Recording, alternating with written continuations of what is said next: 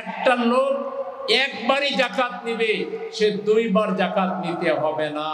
আমাদের কাছে যে পরিকল্পনা আছে, এই পরিকল্পনায় বাংলাদেশ থেকে দারিদ্র্য বিমোচন করতে 5 বছরের বেশি সময় লাগার কোনো কথা নয়। জনগণ যার কথা গ্রহণ করে, যাকে বিশ্বাস করে, তারাই আগামী দিনে দেশ পরিচালনা করবে, বাকিরা তাদেরকে সহযোগিতা করবে। এটাই হচ্ছে এদেশের আপামর মানুষের এই মুহূর্তে প্রত্যাশা। মানুষ পুরাতন ফ্যাসিবাদীদের মতো কোন ব্লেম গেম, কোন ট্যাগ লাগানোর রাজনীতি, পক্ষ বিপক্ষের রাজনীতি, আমি বড় তুমি ছোট, এইটা সেটা বলে জনগণের মধ্যে কেউ বিভাজন তৈরি করে আবারও ফ্যাসিবাদের পথকে উন্মুক্ত করুক, আবারও আধিপত্যবাদের পথকে উন্মুক্ত করুক, এটা এদেশের জনগণ চায় না। গঠনমূলক রাজনীতির বাইরে গিয়ে আবারও সেই ত্যাগের রাজনীতির দিকে যান, আবারও যদি বিভাজনের রাজনীতির দিকে যান, জাতিকে কষ্ট দেওয়ার চেষ্টা করেন, এদেশের জনগণ ধরে নিবে আপনারা সেই ফ্যাসিবাদের রূপক, ফ্যাসিবাদের এক্সটেনশন হিসাবে, ফ্যাসিবাদেরই আপনারা উত্তরসূরি হিসাবে ভূমিকা রাখছেন। সংগ্রামী ভাইরা আমার, আজকে বাংলাদেশ নানাভাবে ক্ষত বিক্ষত হয়েছে বিগত 53 বছরে। এদেশে এমন একটা শ্রেণীর কথা বলেন, যেই শ্রেণীর মানুষেরা, যেই পেশার মানুষেরা বলবে যে আমরা খুব ভালো ছিলাম বা আমরা ভালো আছি। আপনারা যদি শিক্ষকদের কথা ধরেন, তাহলে আমাদের শিক্ষকদের বেতন এবং মূল্যায়ন সম্মান সবথেকে কম।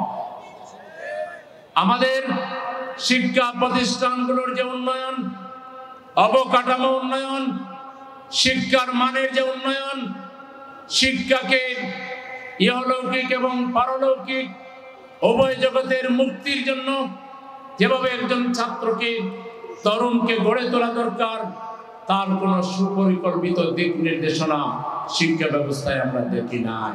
ছাত্রদের হাতে অস্ত্র তুলে দেওয়া হয়েছিল, মদ তুলে দেওয়া হয়েছিল। অস্ত্রের যন্ত্রণানিতে আমাদের নিরীহ ছাত্ররা, ছাত্রীরা তারা সঠিকভাবে পড়ালেখা করতে পারে নাই। আমাদের মেধাবী ছাত্ররা দেশে না থেকে তারা বিদেশে চলে গিয়েছে, বিদেশি সার্ভিস দিচ্ছে। আবার অনেকে যে কোনোভাবে টিকে থেকে পড়ালেখা করলো, 25-30 বছর পড়ালেখা করার পরও তাদের চাকরি হয় না।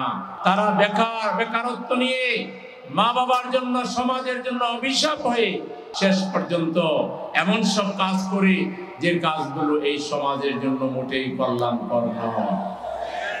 আজকে দরকার এমন একটা শিক্ষা ব্যবস্থা যেখানে প্লে থেকে মাস্টার্স পর্যন্ত আমাদের মহান আল্লাহর প্রেরিত যে কিতাব পবিত্র কোরআনুল মাজিদ, সেই কোরআনকে তরজমা সহ প্লে থেকে মাস্টার্স পর্যন্ত সিলেবাসের অন্তর্ভুক্ত করে ছাত্রদেরকে আগে ইসলামের জ্ঞান, আল্লাহর জ্ঞান, রাসূলের জ্ঞান, পরকালের জ্ঞান, দায়িত্বশীল হওয়ার জ্ঞান, তাকওয়ার জ্ঞান আগে দিতে হবে, যাতে করে তারা পড়ালেখা শেষ করে তারা সুদ না খায়, ঘুষ না খায়, মদ না খায়, অস্ত্র হাতে তুলে না আনে, মা বাবাকে অসম্মান না করে, বড়দেরকে সম্মান করে, ছোটকে স্নেহ করে, দায়িত্ববোধ সম্পন্ন একটা জাতি গঠনের জন্য শিক্ষা হচ্ছে মানুষ গড়ার কারিগর, মানুষ বিনির্মাণের কারিগর। সেই শিক্ষা ব্যবস্থা সবচেয়ে বেশি অবহেলিত ছিল। আমরা যদি আল্লাহর রহমতে দায়িত্ব পাই, এই শিক্ষা ব্যবস্থাকে পৃথিবীর বর্তমান যে চলমান যে প্রতিযোগিতার সময়ে বাংলাদেশের শিক্ষা ব্যবস্থা পৃথিবীকে চ্যালেঞ্জ করবে, আমাদের ছেলেরা সারা ওয়ার্ল্ডকে নেতৃত্ব দিবে, সেরকম ক্যাপাবল করে, নেতৃত্বের উপযোগী করে দেশ এবং বিদেশ সব জায়গায় তারা উন্নত নেতৃত্ব দিতে পারবে, সেরকম শিক্ষা ব্যবস্থা আমরা তৈরি করব। ছাত্রদেরকে আমরা ইন্টারমিডিয়েট পাস করার পরে, লেভেল 11 পাস করার পরেই তারা একদিকে উচ্চ শিক্ষা গ্রহণ করবে, অন্যদিকে তারা চাকরি করবে, পার্ট টাইম চাকরি করবে, যাতে মা বাবাকে লং টাইম তাকে বহন করতে না হয়, তার বোঝা বহন করতে না হয়।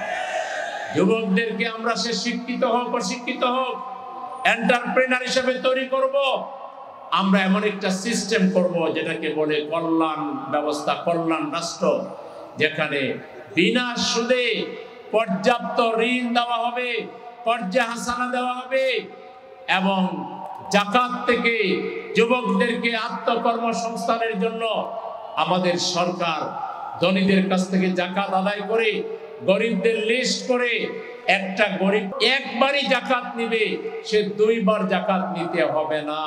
আমাদের কাছে যে পরিকল্পনা আছে এই পরিকল্পনায় বাংলাদেশ থেকে দারিদ্র বিমোচন করতে 5 বছরের বেশি সময় লাগার কোনো কথা নয়। এটা প্রমাণ করার জন্য জাতিকে আমরা আহ্বান জানাচ্ছি। আপনারা সবাইকে দেখেছেন, 5টা বছরের জন্য আমাদের এই কথা দেখবার জন্য আমাদের হাতে চাবি তুলে দেন। আমরা 5 বছরের দারিদ্রকে হিমা করে পাঠাই দেবো ইনশাআল্লাহ। কৃষি প্রধান দেশ, এখানে আমাদের কৃষকরা খুবই স্বাচ্ছন্দ্যে তারা তাদের উৎপাদন করবে। আবার উৎপাদন শেষে উৎপাদনের মূল্য সবচেয়ে বেশি পাইতে হবে কৃষকদেরকে। মানুষের কর্মসংস্থানের ব্যবস্থা থাকবে, মানুষকে সম্মান দেওয়া হবে। এখানে কেউ কাউকে নিজেকে আলাদা কিছু মনে করবে, আমি বিরাট কিছু, এরকম ভাববার কোনো কারণ নাই। 18 কোটি মানুষ হবে বাংলাদেশের মালিক। তারা যদি এখান থেকে খাগড়াছড়িতে যেয়ে বাড়ি বানাইতে চায়, সেটা কোনো চাঁদা দেওয়া ছাড়া নির্দ্বিধায় বানাইতে পারবে। খাগড়াছড়িতে একজন যদি আইসা খাগড়াছড়ি থেকে যদি এখানে পল্লবীতে বানাতে চায়, এখানে বানাইতে পারবে নির্দ্বিধায়, কোনো চাঁদা দেওয়া ছাড়া। এক আল্লাহ ছাড়া কোনো মানুষের ভয় থাকবে না। সন্ত্রাসী, চাঁদাবাজ, টেন্ডারবাজ এগুলোকে আমরা চমৎকার সিস্টেমের মধ্যে আইনা দেশের নাগরিক হিসাবে তাদেরকে আমরা সম্মান দিব, তাদেরকে আমরা গড়ে তুলব, জাতীয় সম্পদে পরিণত করব আমরা ইনশাআল্লাহ।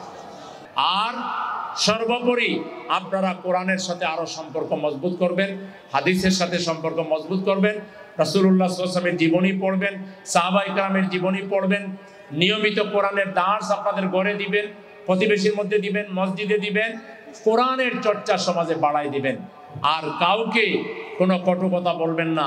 যে যাই বলুক আমরা উদারতা দেখাবো, আমরা সহনশীলতা দেখাবো, আমরা সহিষ্ণুতা দেখাবো, আমরা ধৈর্যের পরিচয় দিব। আমাদের হারাবার কিছু নেই।